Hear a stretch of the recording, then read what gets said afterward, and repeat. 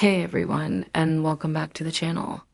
Is your dining room looking a little less than perfect?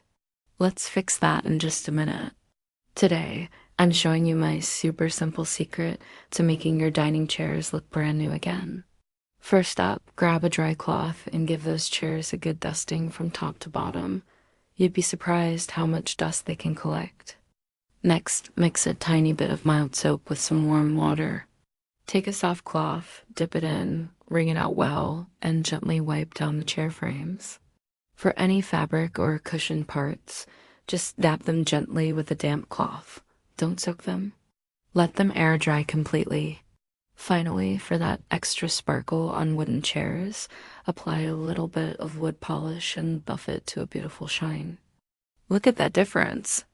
Clean, glowing chairs can instantly elevate your entire dining space. If you found this tip helpful, give this video a thumbs up and don't forget to subscribe for more easy home hacks.